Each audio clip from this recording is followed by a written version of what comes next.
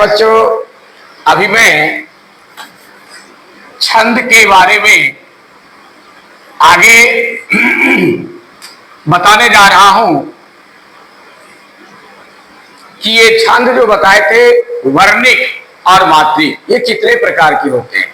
आइए सबसे पहले हम बता रहे हैं आपको कि वर्णिक एवं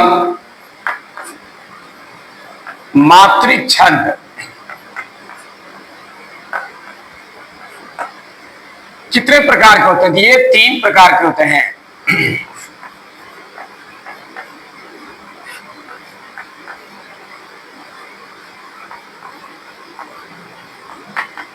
ये 3 प्रकार के बताए गए हैं, ठीक है।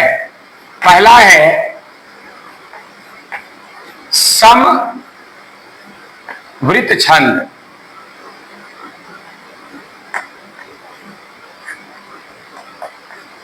सबसे पहले ये जाने कि समवृत्त छंद है क्या। सम का अर्थ आपको पता है, सम बनाता बराबर, और वृत्त का अर्थ होता है, आपको ये पता है कि वृत्त का अर्थ होता है कि जिसमें वृत्त का अर्थ होता है वर्ण या मात्रा की गिनती। वर्णों और मात्राओं की, वर्णों या मात्राओं की जो गिनती होती है उसको हम वृत्त कहते हैं। इसको कन्फर्म करके दिमाग में रखिए। वृत्त किसको कहते हैं? किसी भी छंद में वर्णों या मात्राओं की, जो वर्णों या मात्राओं की जो गिनती होती है, उस गिनती को हम क्या कहते हैं? वृत्त कहते हैं। तो सम का अर्थ होता है बराबर, वृत्त बनाता है गिनती। वैसे छंद, ठीक है ना, वैसे छंद जिसमें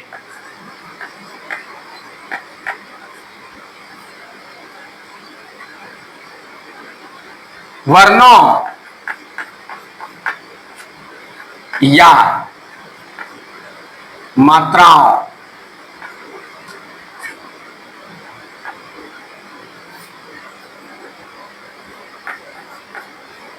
की गणना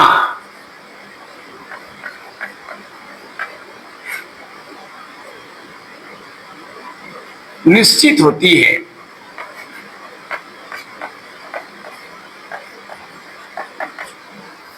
समवृत्त छंद वही हुआ, आपको ये पता है, जिसमें कि चरणों की जो मात्रा होती है वह उसकी गिनती निश्चित होती है। दूसरी भाषा में बोल सकते हैं जिसमें पदों या चरणों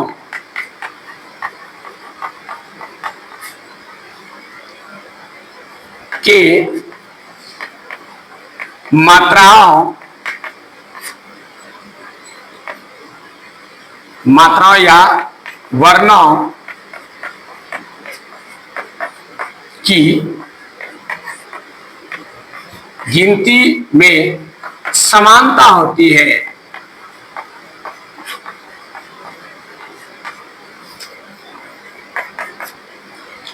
अब समझ में आया कि कोई छंद है, उसमें एक पाद, 2 पाद, तृतीय पाद, चतुर्पाद, प्रथम पाद, द्वितीय पाद, तृतीय पाद, चतुर्पाद, 4 पाद है। चारों पादों में, ठीक है, कुछ पद ऐसे हैं या चरण है जिसमें क्या आते हैं कि वर्णों की जो मात्रा है बराबर होती है, समान होती है, ठीक है। तो इसीलिए या मात्राओं का या तो वर्णों का की गिनती जो है समान होती है। तो वही लिखा गया है कि वैसे छंद जिसमें वर्णों या मात्राओं की गणना निश्चित होती है, या निश्चित नहीं कहते, इसको समान कहिए, समान होती है, ठीक है। अर्थात जिसमें पदों या चरणों की मात्राओं या वर्णों की गिनती में समानता होती है। कभी कभी प्रथम और तृतीय चरण बराबर होते हैं, कभी प्रथम और द्वितीय चरण बराबर होते हैं, कभी तृतीय और चतुर्थ बराबर होते हैं। यानी समानता होनी चाहिए। वर्णों या मात्राओं की जो गिनती होती है वह चरणों में समानता होती है, इसलिए उसका नाम रखा गया समवृत्त छंद। अब समझ में आ गई होगी कि वैसे छंद जिसमें वर्णों या मात्राओं की जो गिनती होती है वह समान होती है। पदों और चरणों की मात्राओं की गिनती समान होती है। चार पाद मान लिया दोहा है, चार पाद है, तो चार पाद में हो सकता है प्रथम और तृतीय में समानता हो, इधर द्वितीय और चतुर्थ में समानता हो। तो ये समानता को हम समवृत्त कहते हैं। क्या कहेंगे हम? समवृत्त कहते हैं। कि समवृत्त में क्या था छंद में कि सभी चरणों में, ठीक है, समवृत्त में क्या था, कहीं ना कहीं समानता होती है, कहीं ना कहीं समानता होती है। अब आइए दूसरा नंबर है विषमवृत्त। विषमवृत्त छंद, वैसे छंद जिसमें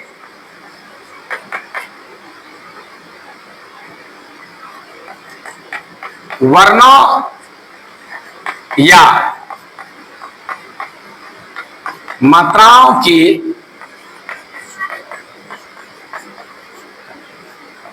गणना असमान होती है।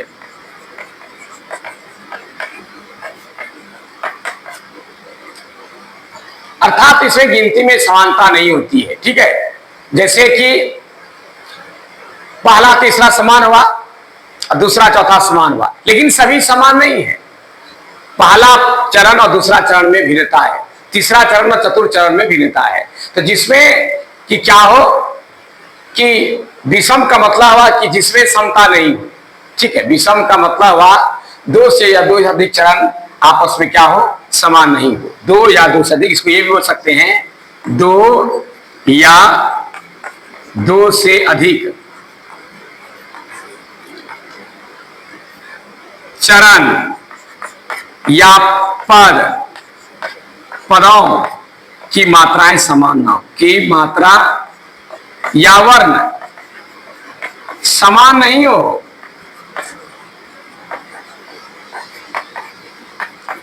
यानी इसको शॉर्ट में ही समझिए कि यहां समान हो या असमान हो। विषम, सम और विषम दोनों में यही मोटा मोटी है। जिसमें कि जिसमें कि छंद, जिस छंद में वर्ण या मात्राओं की गणना जो है समान होती है। ठीक है, उसमें मात्राओं या जो उसकी जो चरण है या पाद कहिए या चरण कहिए, उसकी मात्राओं की गणना जो है कहीं कहीं समानता होती है, चाहे पहला तीसरा दूसरा चौथा समानता हो, ये समवृत्त कहलाएगा। ठीक है, लेकिन विषमवृत्त में क्या आता है कि इसमें समान दो या दो से अधिक चरणों में समानता नहीं होती है।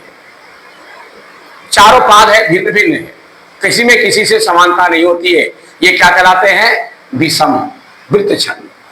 अब तीसरा है अर्धवृत्त।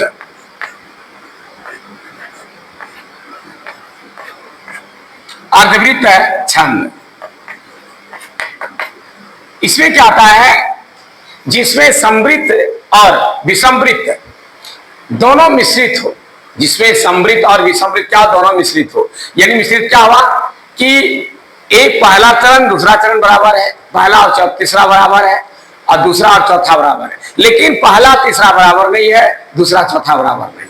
यानी बराबर नहीं भी है और बराबर है भी, यानी सम भी है और विषमवृत्त भी है। जिसमें सम और विषम दोनों, ये क्या कहलाता है आपको? अर्धवृत्त छंद। यानी जिसमें पहला तीसरा चरण, जिसमें पहला एवं तीसरा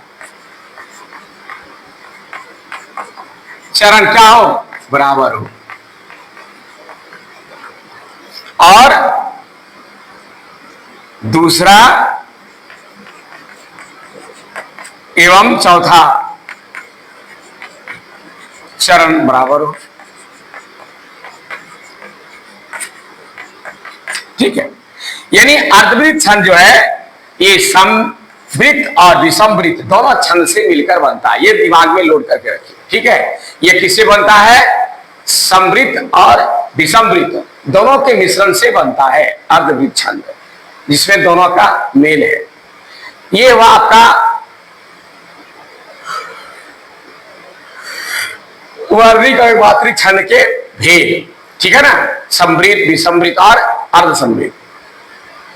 अब इसमें कुछ बातें इससे संबंधित आती है जिसको हमें जानना जरूरी है, इसको आप जाने।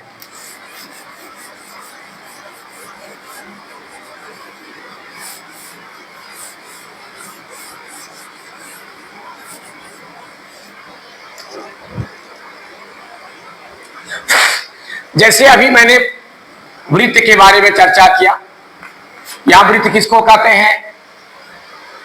किसी भी छंद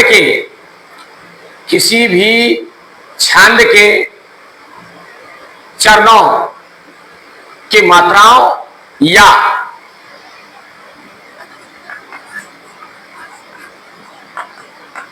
छंद के मात्राएं एवं वर्णों या वर्णों की गिनती क्या कहलाता है? वृत्त कहलाता है। किसी छंद के मात्राएं या वर्णों की जो गिनती होती है वह क्या कहलाता है? वृत्त कहलाता है। उसी को हम क्या कहते हैं? वृत्त कहते हैं। वृत्त का अर्थ यही हुआ, ठीक है ना। उसके बाद है चरण या पाद, ठीक है। चरण या पाद, इसको दो नाम से जाना जाता है। इसको चरण भी कह सकते हैं या पाद भी कह सकते हैं। यानी किसी भी छंद में अलग अलग जो आप ये चरण का मतलब है किसी भी छंद में अलग अलग जो ये पद दिए हुए रहते हैं, ठीक है ना। अलग अलग जो पद दिया रहता है उसको क्या कहते हैं हम? चरण या पाद, ठीक है। किसी छंद में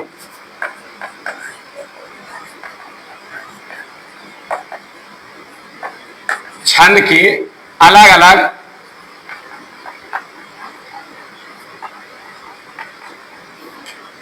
पद को हम चरण कहते हैं या पाद भी कहते हैं इसको, ठीक है। किसी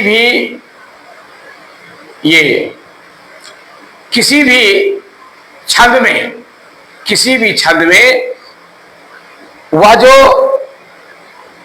हम उसको बनाते हैं उसमें अलग अलग पद को बनाया जाता है। एक पद कोमा दिया, दूसरा पद दिया, एक लकीर दिया, फिर बनाया, फिर कोमा दिया, फिर दो लकीर दिया। इस तरह से अलग अलग जो बातें उसमें स्पष्ट क्या होता है? अलग अलग सौंदर्यता, अलग अलग बातें जिसमें जो निखारी जाती है, अलग अलग पदों के द्वारा अलग अलग पद के रूप में खंड करके बनाया जाता है, वही उसी का नाम है चरण या पाद, ठीक है ना। जैसे उदाहरण के लिए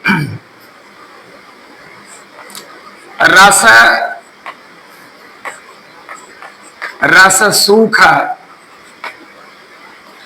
सरित सर पानी,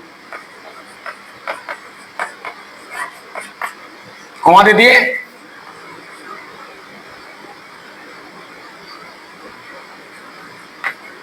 ममता त्याग करही जीमी जानी।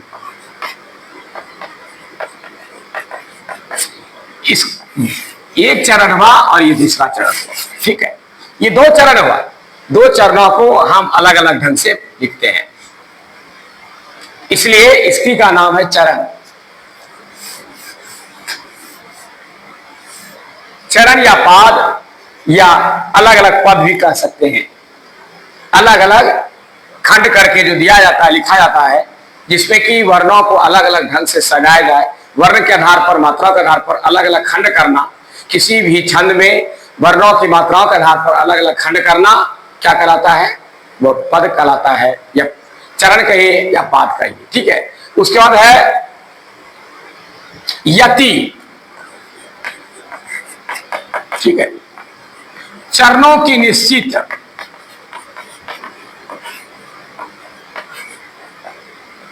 गति या क्रम, ठीक है, यति कहलाता है। समझ गए? चरणों की निश्चित गति या क्रम, ठीक है, को क्या कहते हैं हम? यति कहते हैं।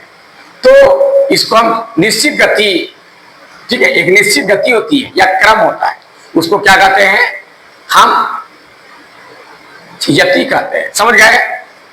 चरणों की निश्चित गति को या क्रम को हम क्या कहते हैं?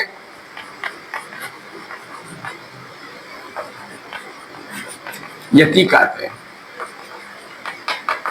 अब इसमें एक शब्द आया गति। गति क्या है? गति क्या है इसके बारे में समझिए। गति का ऐसे अर्थ होता है, गति आप जानते हैं, लेकिन यहां गति क्या है? छंद के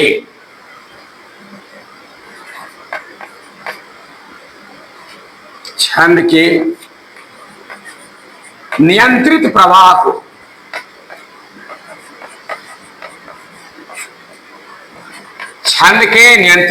को हम क्या कहते हैं?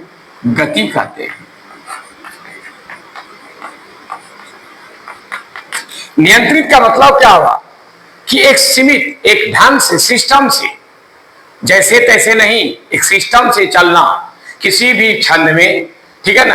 एक नियंत्रित मात्राओं का या वर्णों के आधार पर उसको सजाना, वो क्या कहलाता है? उसका गति है। तो ये गति क्या है? उसका नियंत्रित है, नियंत्रित प्रवाह है। इसी प्रवाह पर याद रखिए, यही गति जो मेन चीज है, इसी गति पर किसी भी छंद का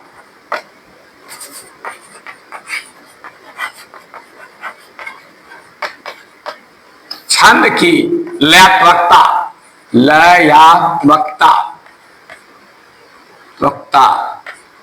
सौंदर्यता,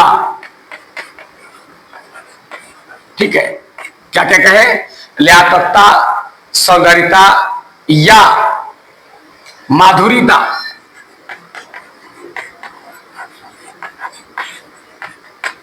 निर्भर करती है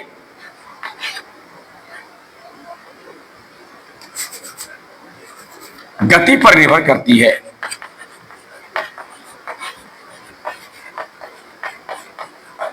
अब समझिए कि किसी भी छंद में गति का कितना महत्व है, क्योंकि यदि उसमें लय देना है, आप गाना चाहते हैं उसको, या सौंदर्यता उसमें निखारना चाहते हैं उसको, या उसमें मधुरता, सरलता देना चाहते हैं, ये तीनों चीज के लिए हमेशा गति ही काम करती है। यानी उसके एक नियंत्रित प्रवाह कि हम कैसे उसको सजाएं, कैसे उसमें मात्राओं को सजाकर कैसे उसको हम एक निश्चित रूप दें, रूप प्रदान करें, ये गति का काम है। और इसी पर यह सारा चीज निर्भर करता है, ठीक है। अब है तुक। तुक के बारे में आपको यह पता है कि किसी भी छंद में, प्रत्येक चरण में, किसी छंद के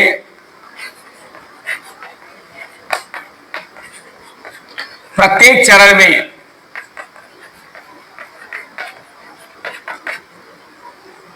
एक समान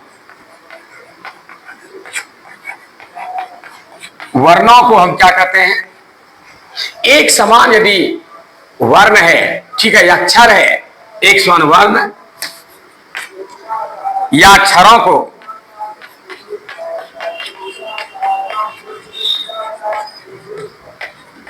तुक कहते हैं। किसी भी क्षण के प्रत्येक चरण में एक समान वर्णों या अक्षरों को हम तुक कहते हैं। जैसे अभी मैंने उदाहरण दिया कि रस रस सुख सरित सर पानी, पानी में नहीं आया, ममता त्याग करहु जिमि जानी, उसमें भी नहीं आया। तो अभी हमने एक तुरंत कहा, फिर से सुनिए, रस रस सुख सरित सर पानी, पानी में नौदरी का नहीं आया, ममता त्याग करहु जिमि जानी, फिर नहीं आया।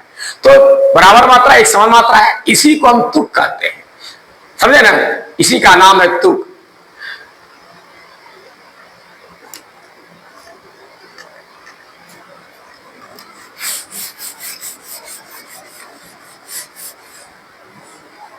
किसी भी छंद में इतनी सारी चीजें अनिवार्य है। अब है एक गण।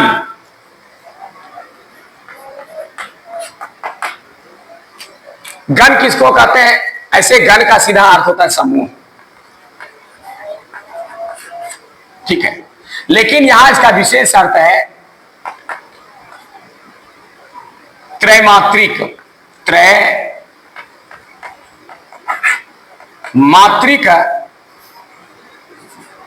वर्णों या अक्षरों को हम क्या कहते हैं? गण कहते हैं।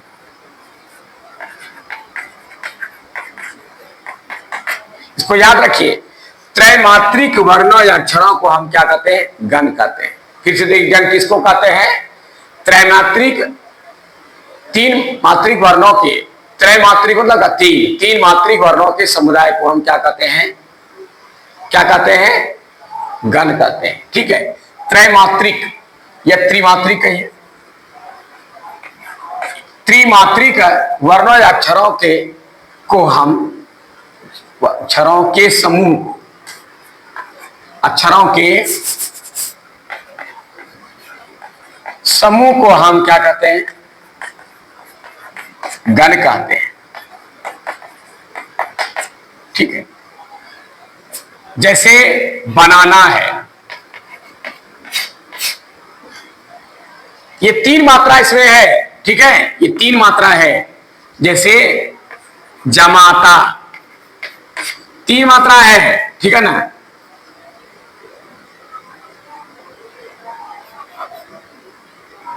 मदारी, इसे तीन मात्रा है। ये तीन मात्रा वाला जितना अक्षर है वो सब गण कहलाएगा। ठीक है, अब इसमें कितने मात्रा है इसको जानना है तो याद रखिएगा, आपको पहले ही बताया था पहले वीडियो में कि अ, हरस्वई, हरस्व या लघु कहलाता है, यानी एक वर्ण की गिनती होती है। कितना वर्ण का? एक वर्ण गिनती होता है। ठीक है, या एक वर्ण या एक मात्रा का गिनती होता है। ठीक है, अब देखिए इसके अलावे आ, दीर्घ, दीर्घ, ए, ऐ, ओ, आ और चंद्रबिंदु, ये सब गुरु है।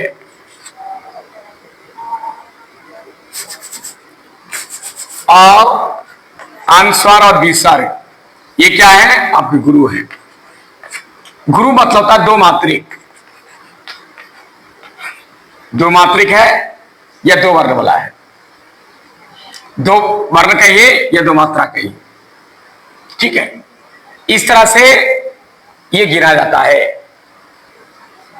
अब देखिए, आप ये क्या करके देखिए, लघु को सिर्फ आई के तरह अंग्रेजी अक्षर से जाना जाता है और गुरु को एस अक्षर से जाना जाता है। आपको पहले ही बताया गया है। इसको जानना है कि इसमें कितने मात्रा है। ठीक है, ये कितने वर्ण है? इसमें औकारांत है, आपको ये पता औकारांत है, एक मात्रा। ठीक है, नौ आ का आ है, ये दो हुआ, ये भी आ का दो है। ठीक है, ये हुआ आपका एक। ठीक है, दो, दो हुआ, ये हुआ एक, फिर ये क्या हुआ? दो हुआ, फिर ये भी दो। इस तरह से ये गिनती किया जाता है। तो त्रिमात्रिक मतलब यही हुआ, तीन मात्रा वाला। ठीक है, जितना अक्षर है तीन अक्षर वाला या तीन मात्रा वाला। ठीक है, ये सब में औकार, आकार, दीर्घकार लगाओ, तीनों मात्रा लगाओ। मात्रा किसको कहते हैं? स्वर वर्ण के बदले हुए रूप को मात्रा कहते हैं। जैसे अ से औकार, आ से आकार, हर से हर्षिकार, दीर्घ से दीर्घकार, हर्ष सरसुकार, ध्रुव ध्रुवकार, ई से रीकार, ए से एकार, ऐ से ऐकार, ओ से ओकार, औ से औकार। ये सब का नाम क्या है? ये सब मात्रा कहते हैं। तो ठीक है ना? तो इसी का नाम है लघु और गुरु। तो ये गण जो आप देख रहे हैं, ये गण की आवश्यकता सिर्फ होती है, वो जो छंद को बनाया जाता है गण को नजर में रखते हुए कि कितना गण की कहाँ आवश्यकता है। क्योंकि छंद में नियम है कितना, कौन चरण में कितना मात्रा होनी चाहिए। ठीक है ना? ये आपको जानना होगा और इसके जानने के बाद तभी आपको गिनती करने का अवसर मिलेगा। और गिनती करने का एक नियम है, मैं बता दिया, जिसमें औकार, हर्षईकार, हर्षौकार रहे या डायरेक्ट और हर्षई हर्षौ रहे लिखा हुआ, तो एक ही मात्रा गिनती होती है। और इसके अलावा जितना भी है, और एक चंद्र बिंदु, इसको याद रखिए, एक चंद्र बिंदु है, समझे ना? ये भी एक ही मात्रा में गिनती आता है, ये लघु के अंतर्गत आता है, याद रखिएगा इतना। चंद्र बिंदु वाला अक्षर जैसे मुंह। ठीक है, अब देखिए मुंह है, ये लघु आया लेकिन इसके चलते गुरु हो गया, यानी एस और आई, यानी 2 1 3 मात्रा हुआ। यह कितना हुआ? 1 2 4 5, यहां भी 5 और यहां भी 5 मात्रा है। इस तरह से आपको जानना होगा। ये मैंने आपको इस वीडियो में सिखाया। इसको याद रखिएगा कि जब गिनती करेंगे आपको पूछा जाएगा, किसी छंद को लिख करके पूछा जाएगा कि इसमें तृतीय चरण में कितनी मात्राएं हैं, आप गिनती करके उसको देना होगा, बताना होगा। गिनती करने आप जानेंगे तभी में तो दिक्कत है। ठीक है, तो मैं इसको इस वीडियो में सिखाया। अब इसके बाद मैं आगे बताऊंगा आपको कि ये ये गण को जो है हम कैसे याद करेंगे।